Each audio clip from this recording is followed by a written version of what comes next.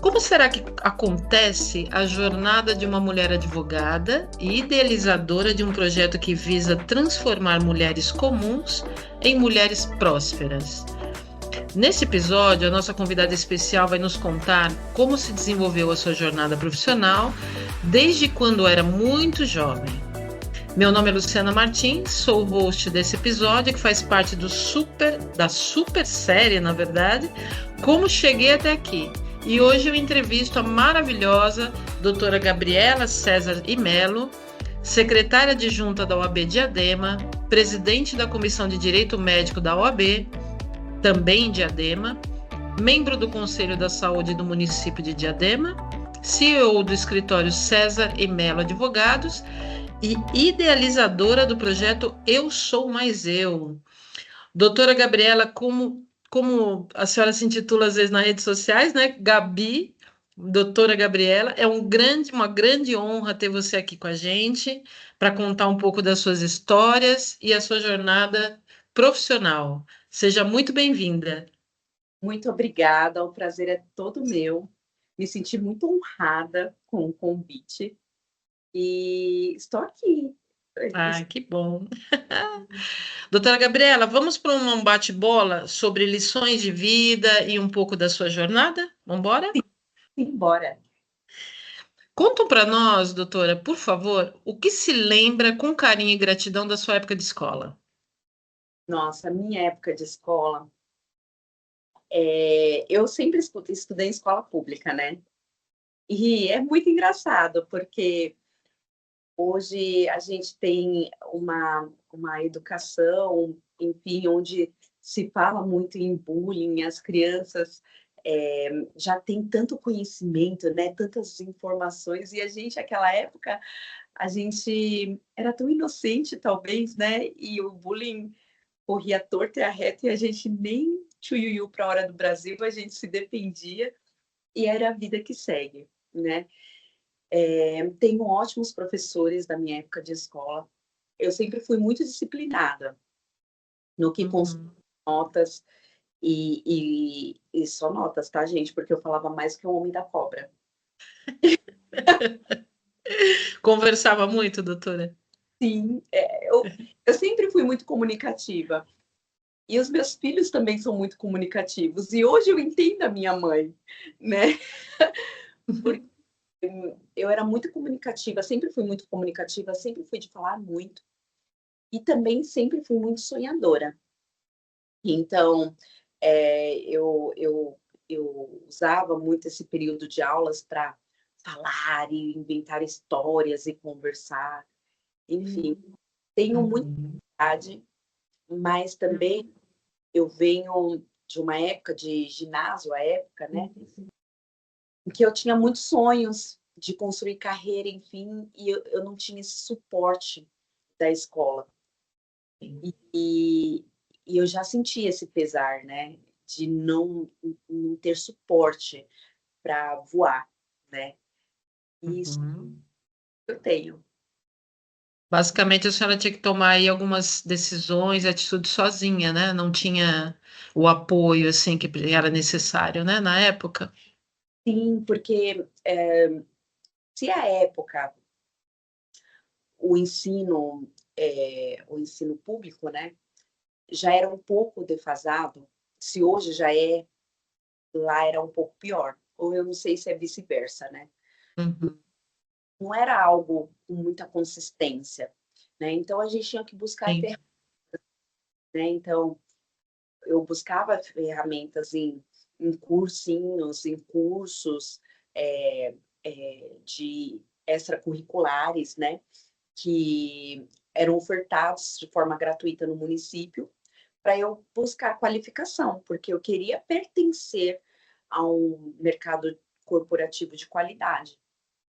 Sim.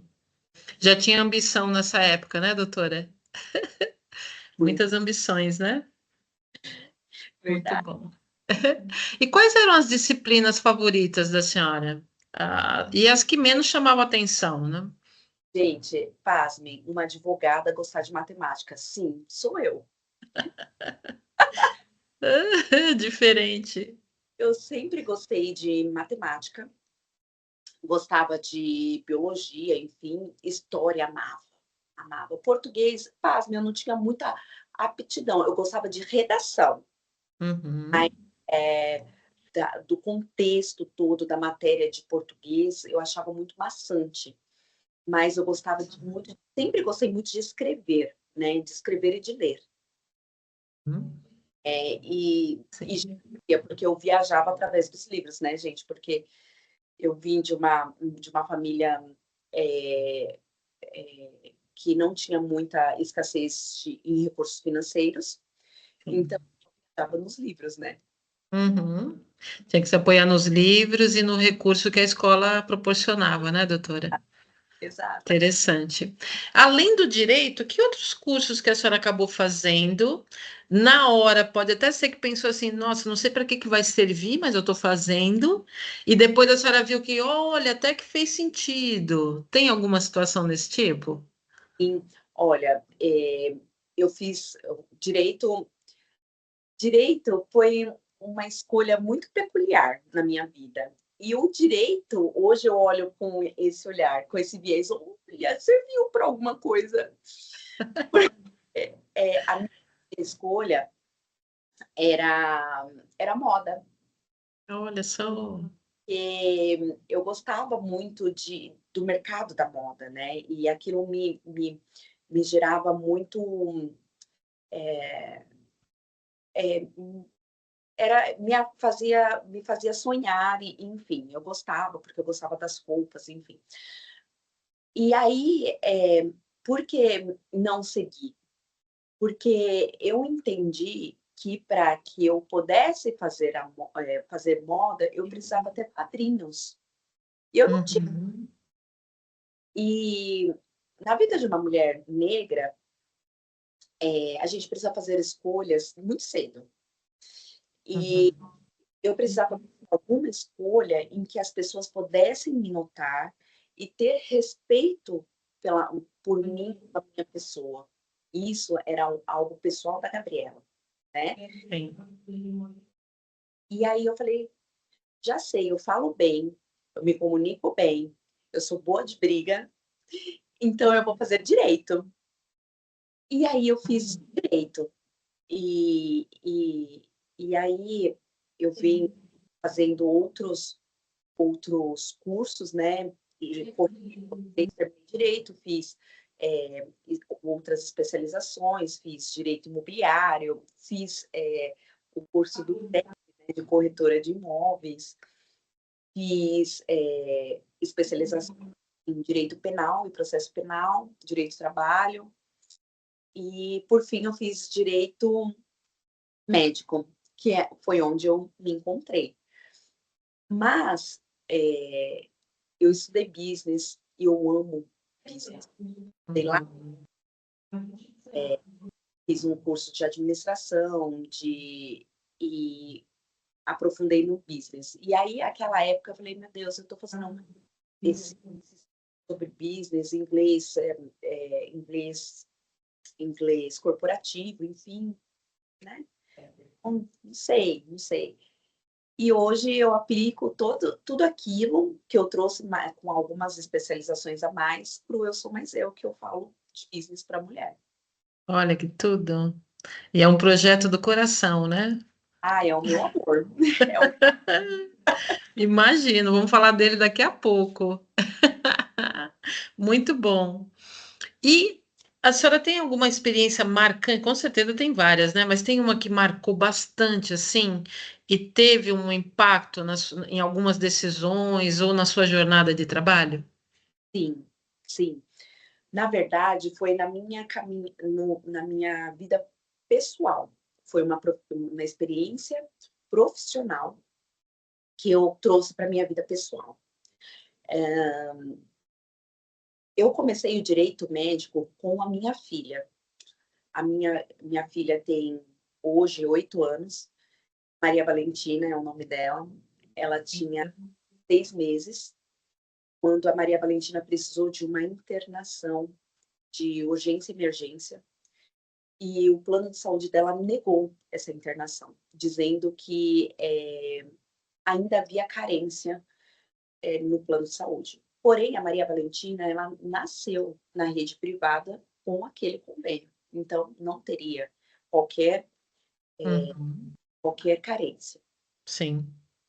E a minha filha dessa internação, ela não precisava, ela não podia ficar num pronto-socorro, porque ela precisava das medicações que seriam ministradas tão somente na internação.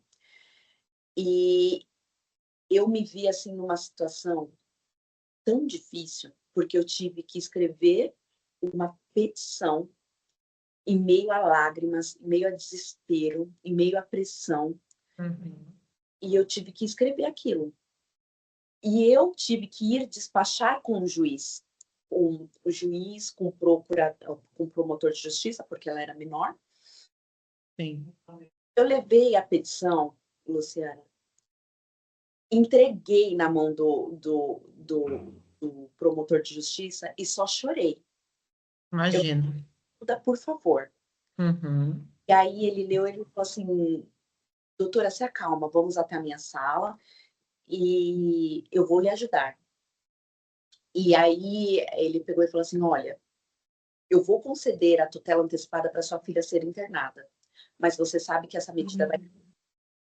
Aí eu peguei e olhei bem para a cara dele e falei assim, pode até cair, doutor, mas eu vou até o tribunal e a minha filha vai ter o tratamento que ela necessita.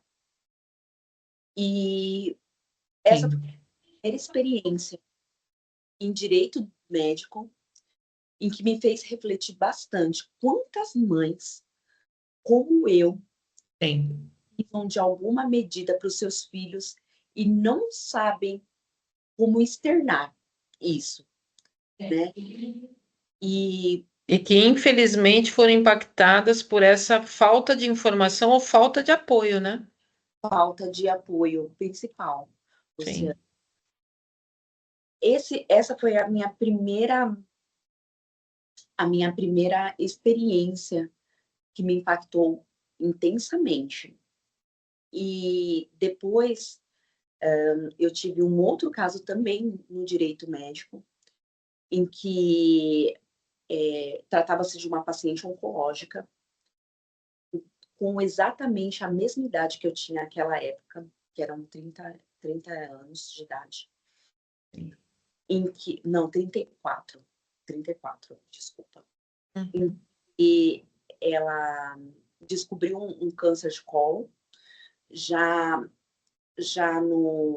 bem avançado em metástase, e o diagnóstico foi tardio. Ela buscou o atendimento a tempo, mas a descoberta por escusas do plano de saúde foi feita de forma tardia. Essa moça, ela era noiva, os pais dela só tinham a ela como filha, Uhum. e a mãe dela me contactou. Eu entrei com uma medida cautelar para que ela fosse ouvida, e antes de sair o despacho do juiz, ela faleceu. Nossa. E isso impactou na minha vida, porque à época eu só tinha Maria Valentina. E meses depois eu perdi o meu pai.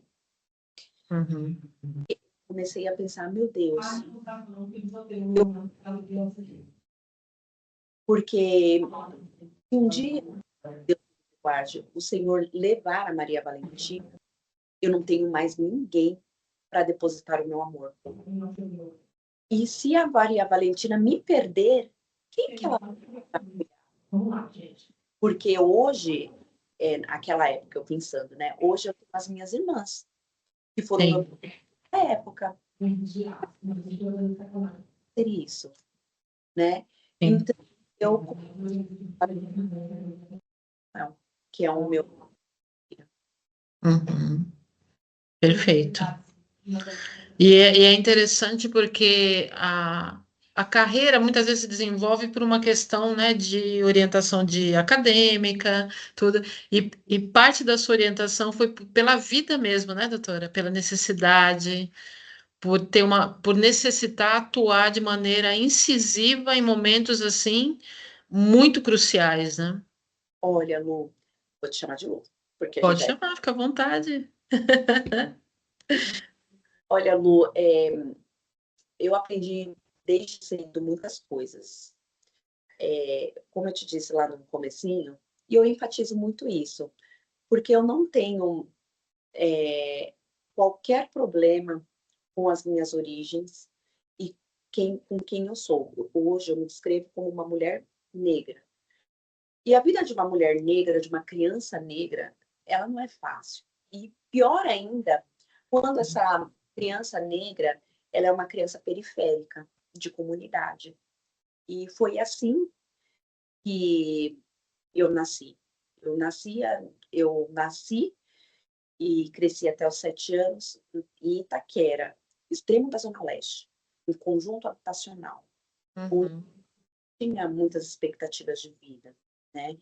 Nós, crianças. Quando nossos, os pais dos nossos amigos que eram do tráfico, do roubo, falecendo, sem ver os filhos crescerem. E eu desejava do fundo do meu coração não ter essa vida. Não que seja desonroso trabalhar no operacional de alguma empresa, enfim, de forma alguma. Mas não era aquilo que eu sonhava para minha vida. Eu tinha sonhos além, né? Eu queria muito que os meus pais se orgulhassem da filha que eles tinham. Sim. E eu queria ter realidades diferentes para ofertar para os meus filhos.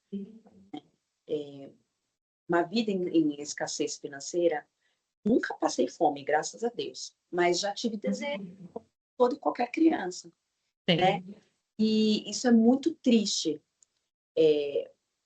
para nós que somos pais, né? Imagino eu que para os meus pais também era difícil ter alguns pedidos não concedidos, né? Por eles, feitos por nós. Então, minha família toda é da área da saúde, né? Eu tenho primas que são técnicos de enfermagem, tenho muitas pessoas de cargos de ensino médio. Mas passar, evoluir esse degrau do ensino médio não era tão fácil assim, né? E fazer uma faculdade era uma... Eu sou formada há 15 anos.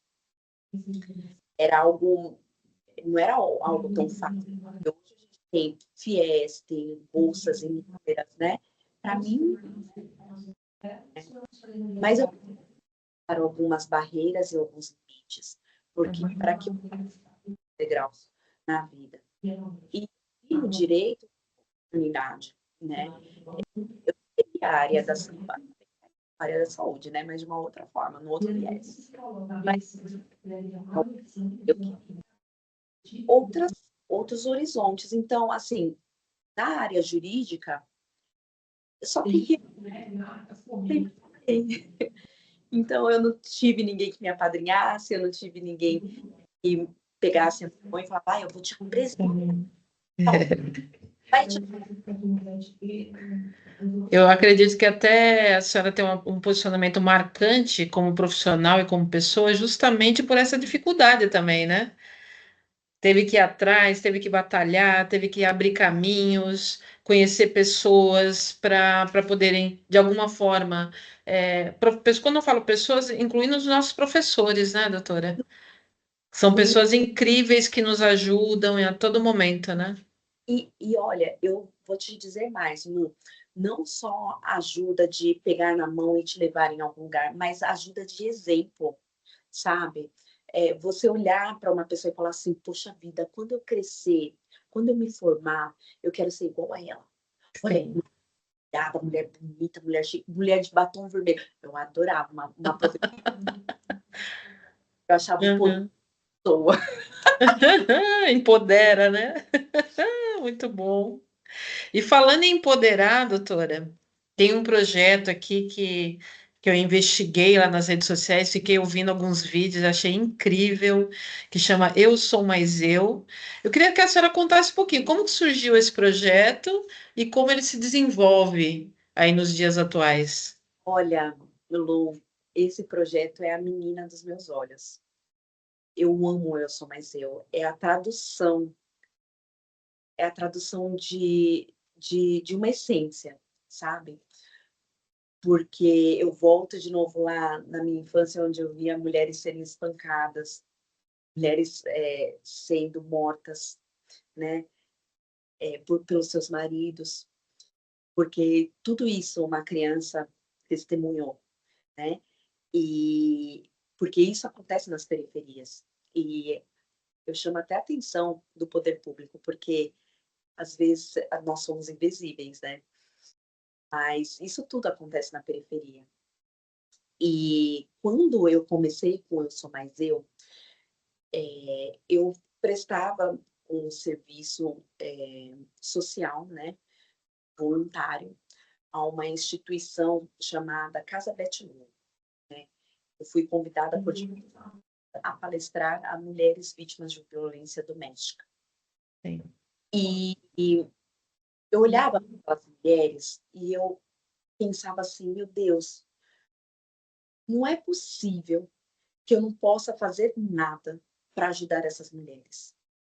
Não é possível que a minha expertise acumulada durante todo esse período, por toda essa vida, eu não possa transmitir algo, senão só falar para ela, olha, toma aqui uma medida protetiva.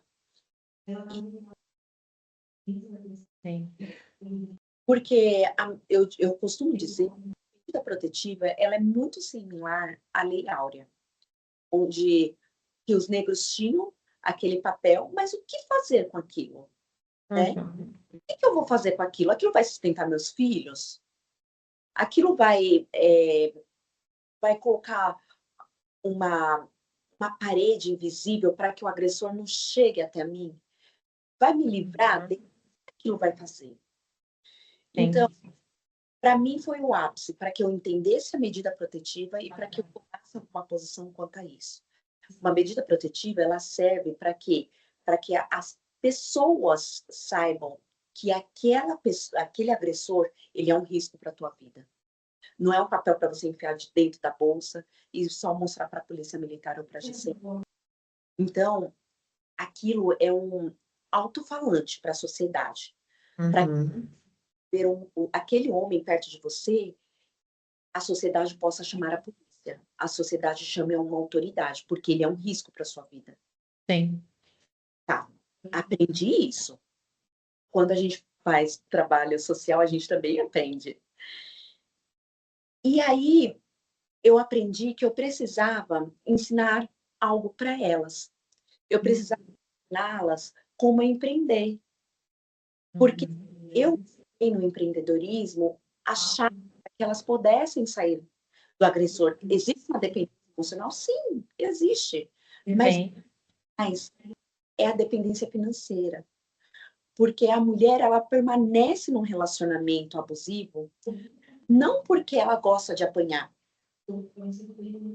para ela, mas porque muitas vezes ela não tem ela não Não tem, tem para onde correr, né, doutora? não tem, e ela não tem como se sustentar, né? Sim. Que a renda dela é muito pouca.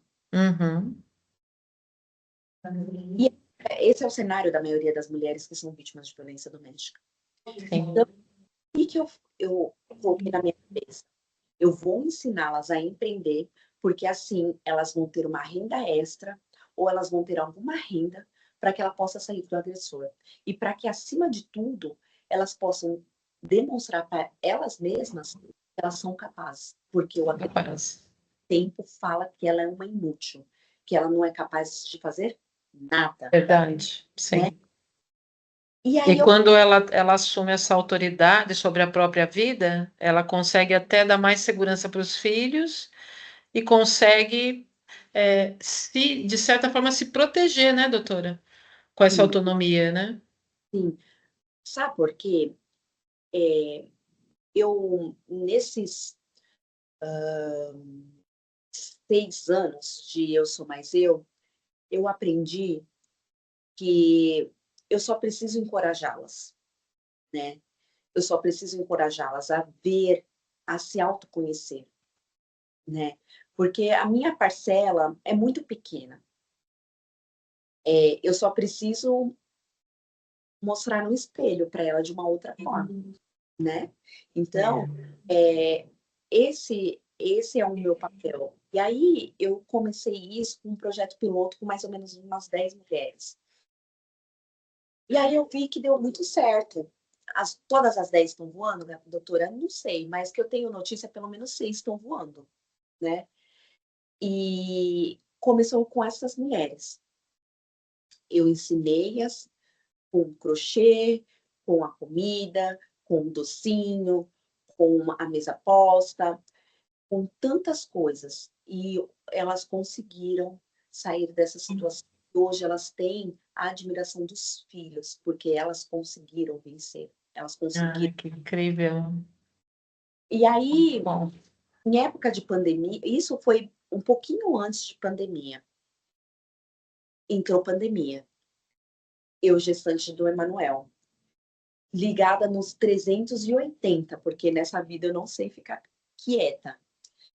E eu falei, agora é a hora de tirar o Eu Sou Mais Eu do papel, porque que não tinha. E eu preciso tirar isso do papel, porque senão eu vou enlouquecer. Né? Na época de pandemia, tantas mulheres dentro das suas casas, os maridos dentro das suas casas, e todo mundo dentro das suas casas, e todo mundo querendo se matar dentro dessas meu casas. Deus do céu. É, é, eu pensei, eu vou colocar isso na internet, né? Eu vou começar a gravar isso, eu vou começar a falar para quem quiser ouvir. E eu comecei a fazer isso através da internet. Hoje, o Eu Sou Mais Eu tomou uma proporção que eu não atendo só mulheres com perfil de violência doméstica, de abuso, relacionamentos abusivos. Eu atendo todo o perfil de mulher. Então, eu atendo todo o perfil de mulher que queira empreender, que queira aprender a administrar e a gerir os seus negócios. E nesse ano, a gente tem trabalhado o que eu falo que é um planejamento anual, né? Que eu falo que a gente precisa ter 4 pilares, e esses pilares, resumidamente, se traduzem em espiritualidade, saúde, relacionamento e finanças. Então, a gente precisa desenvolver os nossos planos de vida em cima dos pilares, porque senão fica manco o seu banco e você vai cair. Verdade. E esse projeto hoje está todo vapor. Eu vi que você faz encontros presenciais também, né, doutora? Fácil. Aonde que eles acontecem? Com que periodicidade? Onde que são divulgados? Então, assim, eu estou reestruturando todo o Eu Sou Mais Eu. Por quê? Porque eu não imaginava que ele ia tomar uma proporção dessas, né? Eu fui fazendo, e eu não imaginei a proporção que ele iria tomar, porque hoje a gente tem um podcast chamado Conversando com Elas, que está um pouquinho parado, porque eu estou reorganizando tudo. Nós temos as mentorias, nós temos os encontros que acontecem periodicamente. Agora eu estou gravando um curso, né? Então, eu não pensei, Lu, de verdade, eu nunca imaginei que isso tudo iria acontecer com Eu Sou Mais Eu, né? Uhum. E eu fico muito grata, muito feliz com tudo isso. O Felipe, eu falo produção lá no Instagram, então, Felipe, meu marido. Uhum. Produção, se você soubesse a potência que você é no quesito Eu Sou Mais Eu, você viveria mais isso. Eu peguei e falei, tá certo. E aí ele me encorajou a fazer o curso, a escrever o e-book que está no forninho. E esse ano teremos muitas novidades. Ai, que tudo! Adoro! Depois vamos deixar todos os seus endereços de canais na internet para o pessoal acompanhar. E tenho certeza que também as pessoas que nos ouvem, esse podcast, na verdade, ele é direcionado em especial para os jovens que estão buscando direcionamento de carreira, mas eu acredito muito mesmo, de coração, que o nosso altruísmo, né, essa coisa de doar o talento que a gente tem, um pouco do tempo que a gente tem para o bem do próximo, nos gera muito mais valor ao nosso próprio trabalho, né? Naquilo que a gente escolhe para a vida. Então, eu acredito muito nisso. Que nem nós Exatamente. temos essa consultoria educacional e, em paralelo, desenvolvemos esse projeto com as escolas, porque a gente acredita que o jovem tem um potencial tão grande e que pode ser melhor explorado, né? Pensando nisso, olha, é, eu venho de um projeto social também, chamado Sou de Prom, que é aqui em Diadema. Eu não sei se o Sou de Prom tem outras frentes, né? Eu sei que eu cursei aqui em Diadema, e para mim foi um divisor de águas, porque eu tinha todas essas expectativas que eu contei aqui para você, mas eu não sabia nem por onde começar, sabe? Sim. Eu tinha sonhos, sonhos, sonhos, sonhos, sonhos, mas eu não sabia nem por onde começar. E esse projeto, ele começou a canalizar isso, sabe? Eu fiz um curso que durou 6 meses nessa instituição, e depois eu fui encaminhada para fazer estágio. Foi aí que tudo começou a fazer sentido na minha cabeça. Sim. Eu comecei a fazer estágio nessa multinacional, era uma multinacional alemã, e eu tinha o meu chefe direto, era o CEO da empresa, Sérgio Rodrigues. Eu não esqueço nunca, porque ele foi minha base de princípios, ele foi minha base para tudo. Ele me sentava, ele me chamava de menina. Senta aqui, menina, ele falava para mim.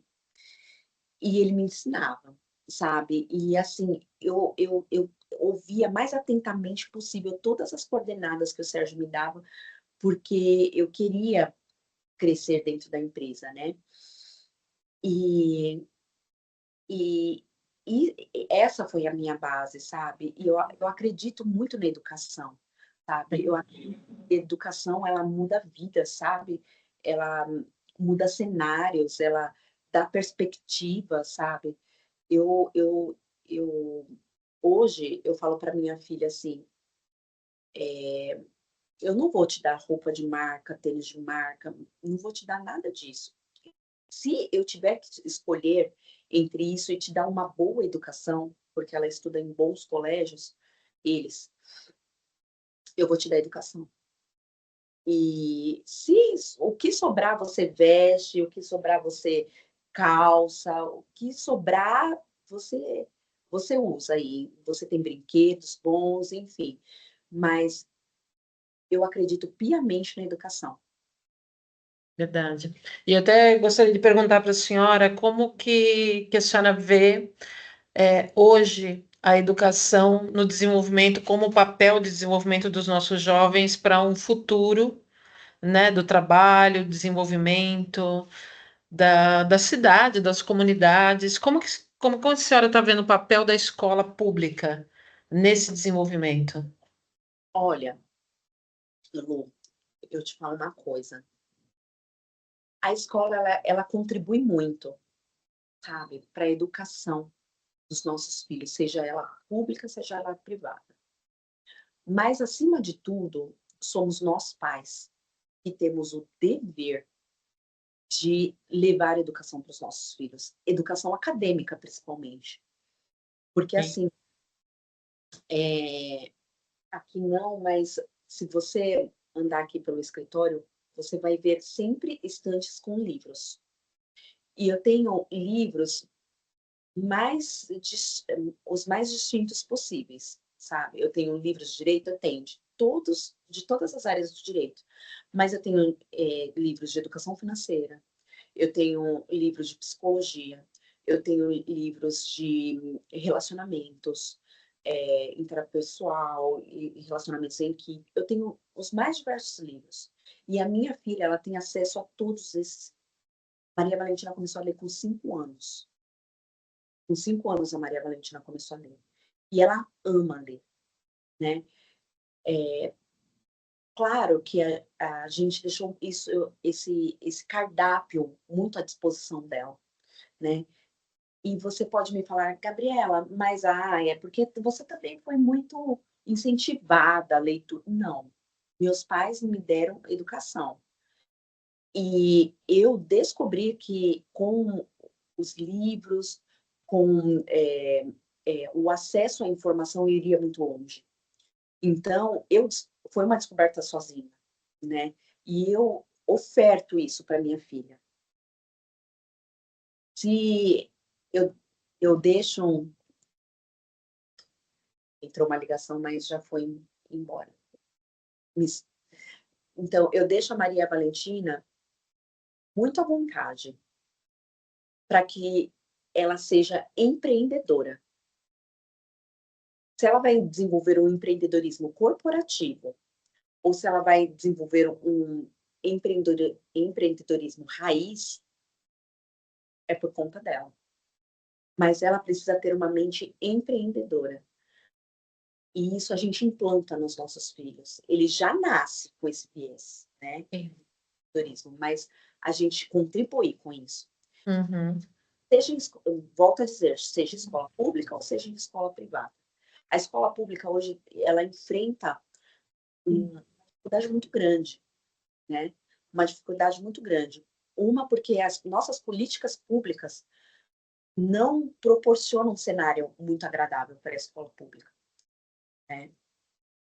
Mas também isso é de responsabilidade nossa, porque nós temos escolas que ficam em lugares totalmente longínquos, em que os pais são participativos na escola e a escola desenvolve um índice de aprovação ou de pontuação junto ao MEC extraordinário.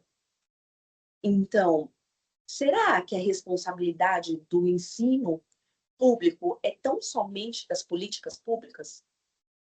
Será que nós, como pais e mães, nós não podemos fazer nada por isso? Inclusive temos exemplos aí históricos, né, de mães que mal sabem ler e escrever e o filho acaba se formando, fazendo faculdade, seguindo uma carreira acadêmica expressiva, né? Então, assim, falando no geral, lógico que não vamos entrar nas especificidades, né? Porque a gente sabe que tem dificuldades homéricas, né, para muitas mulheres, mas há chance sim de você desenvolver o seu filho independente da sua condição social, né, doutora? Olha, eu costumo dizer para as minhas mentoriadas o seguinte: a sua condição ou a sua situação não pode ditar a sua condição. Então, nós iremos passar pelas adversidades maiores das nossas vidas, sabe? Mas a gente não pode deixar isso predominar sobre nossas vidas. Elas vêm assim comigo, para mim, né, e falam assim, Gabriela, eu não tenho um centavo para começar a empreender, né? Eu não sei, não tenho, eu tô zero. Eu não tenho, não sei, não tenho para onde começar. Eu falei, nossa, que bom que você tá no zero. Porque eu quebrei 3 vezes. E as 3 vezes que eu quebrei, eu não estava no zero. A última vez que eu quebrei, eu estava no menos 180 mil. Então, que bom que você tá no zero. E Olha, é uma perspectiva ótima, né? é Sim. isso eu passo para nossa juventude. Porque Uhum. é provável. Sim. Nós somos improváveis. Jovens periféricos, nós somos improváveis. Eu era uma improvável, né? Sim. E hoje eu orquestro tantas coisas boas, não para minha vanglória, mas para que eu possa deixar um legado. É verdade. Isso é fato. Inclusive, essa semana, doutora, nós vamos entrevistar também um catador de. Ele era, pode-se falar que era um catador de lixo, só que ele hoje é uma pessoa que tem uma empresa de reciclagem. E ele viveu nas ruas, o nome dele é Bispo, inclusive quando sair o podcast dele, eu vou divulgar para a senhora também. Hum. E ele foi criado nas ruas, não teve nenhum tipo de instrução para escrita ou leitura, e ele se desenvolveu de uma maneira incrível, assim, a história dele é muito interessante, né? E eu acho que quando a gente não tem inspiração com os pais, porque muitas vezes a gente não tem o pai e a mãe, né? A Sim, gente nasce sendo cuidado por outras pessoas, né, doutora? sim. Mas a gente tem tantas histórias por aí que nos inspiram. Eu estou Eu, gravando essa entrevista com a senhora, então eu já saio mais inspirada ainda, mais motivada, com mais energia para fazer minhas coisas. Então, às vezes é questão de parar um pouco e escutar um pouco as histórias, os desafios que as pessoas passaram, né? E aí eu queria que a senhora deixasse aqui uma mensagem para nós, né? Em especial para os nossos jovens que vão ouvir esse podcast, assim, uma mensagem ou uma recomendação que a senhora deixa para nós, por favor. eu teria milhões, mas eu quero deixar uma. Nunca deixe que as pessoas ditem os seus sonhos, porque o sonho é seu. O sonho é seu, não são das pessoas. Então, as pessoas nunca saberão qual é o seu limite. Uhum, Então, se você tem um sonho, corre atrás dele e foca nele. O mundo tá aqui, ó, caindo. Foco no sonho. Ah, não consigo, não tenho dinheiro, foca no sonho. Porque, as- novamente, sua situação não vai ditar a sua condição. uhum, A minha situação não era favorável, né? Eu tinha uma estrutura familiar muito boa, graças a Deus, isso eu sempre tive. uhum, Minha situação não era favorável. sim. Então, as oportunidades, elas só batem uma vez na nossa vida. E a gente tem que abraçar elas, acolher elas, como se fosse a última coisa das nossas vidas, porque ela não é.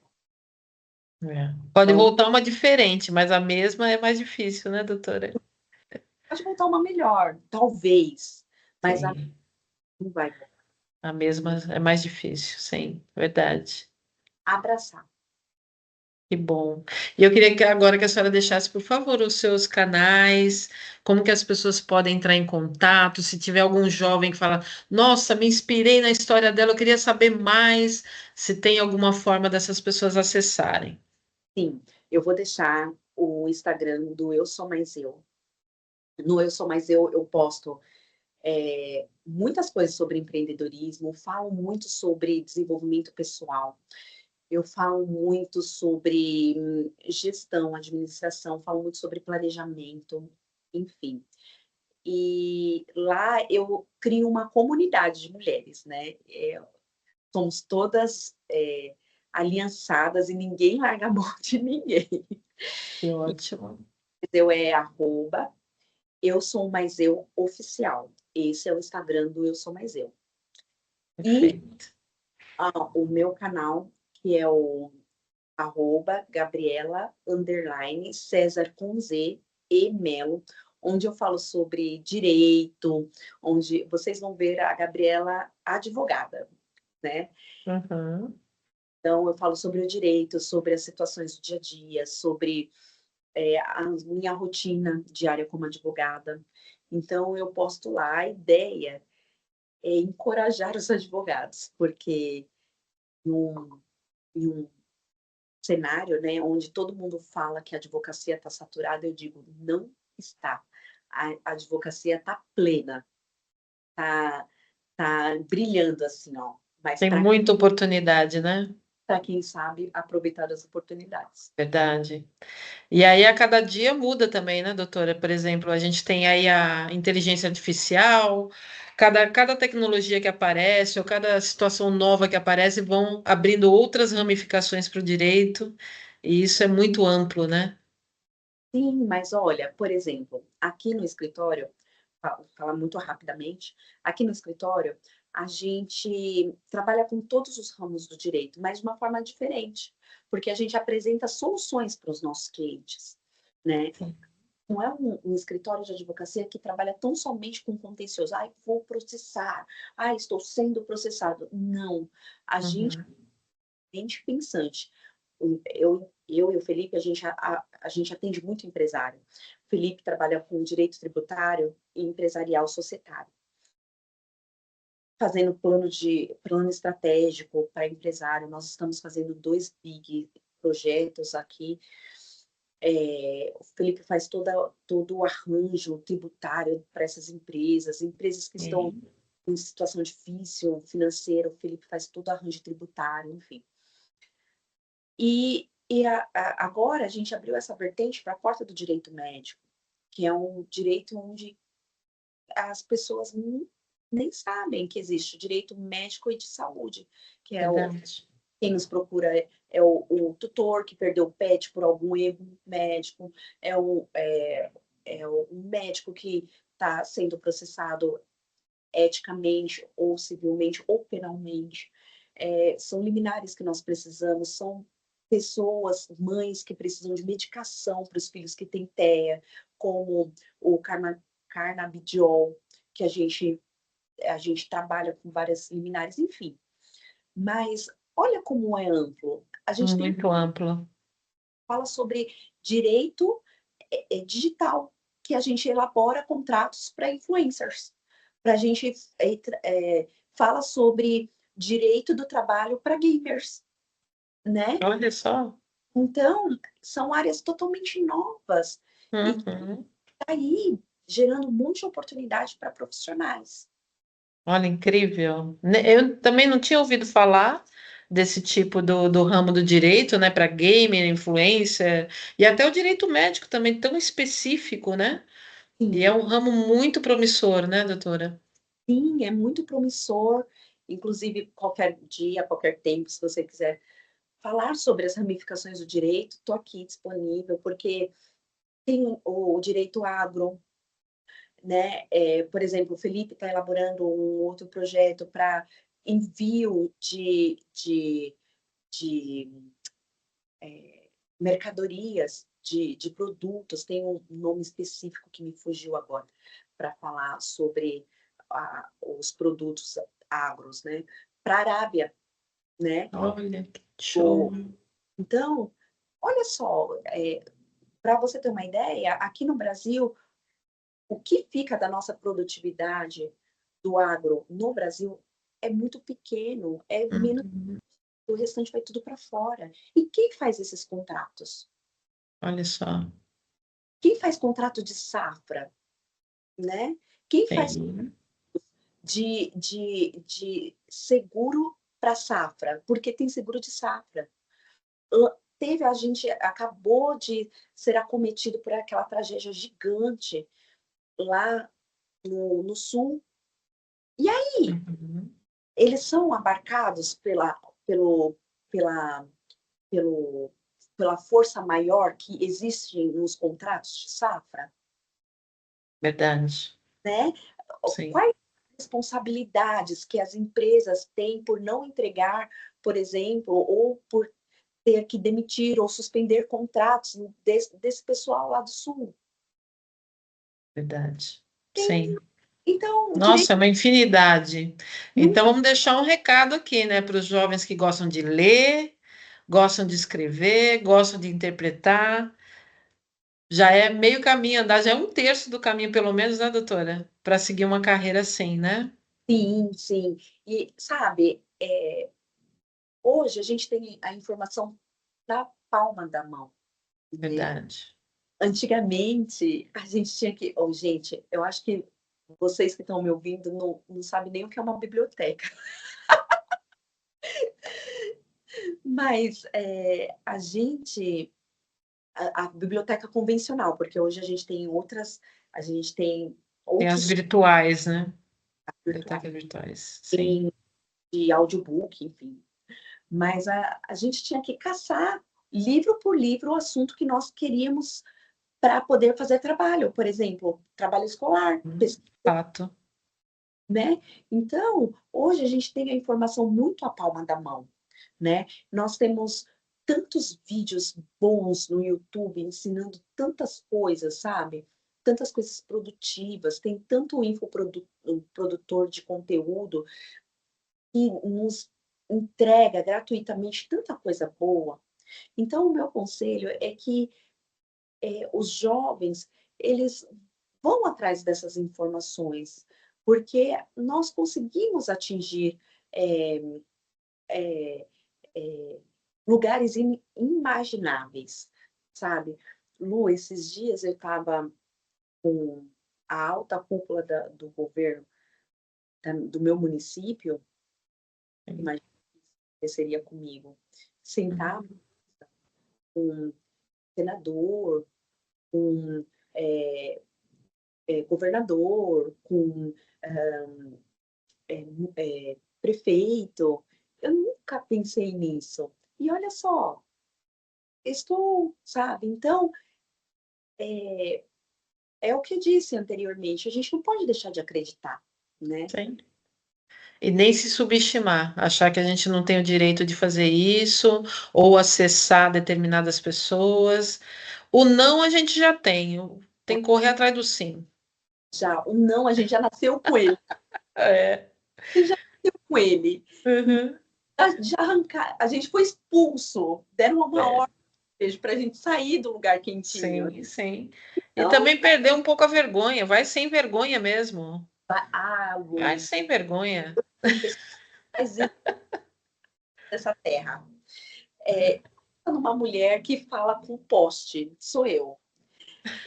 Eu vou com todo mundo. Esses dias eu fui no mercado, saindo do mercado, tinha uma moça pedindo, vendendo balas. E aí eu fui bem lá conversar com a mulher, saber da vida da mulher, porque que ela estava nessa situação. E aí a mulher já me falou que ela estava em situação de rua, ela viveu e ela não queria voltar. E aí eu já dei conselho para ela, a mulher já pegou o caderninho, já anotou. Então, eu sou aquelas que falam com todo mundo. Vou em conferência, vou em congresso, eu sou congressista, eu já saí 15 palestras agendadas. Adoro. A senhora é ótima, maravilhosa. Eu falo mesmo. E aí eu penso assim, mal não vai fazer, né? Sim, claro. Se comunicando bem, sendo educada, mal não vai fazer. Tudo bem. É o que eu né? Ai, doutora, a conversa foi ótima. Muito obrigada. Só tenho a agradecer. Tenho certeza que vai inspirar muitas pessoas a nossa conversa. Então, e eu adorei esse bate-papo, que foi muito leve, foi muito agradável. Verdade. Muito obrigada, doutora. E esse é mais um episódio da série Como Cheguei Até Aqui. É uma série de entrevistas sensacionais para contribuir com o desenvolvimento dos jovens. Acompanhe a Lantri nas redes sociais e no Spotify. E até a próxima. Tchau, tchau.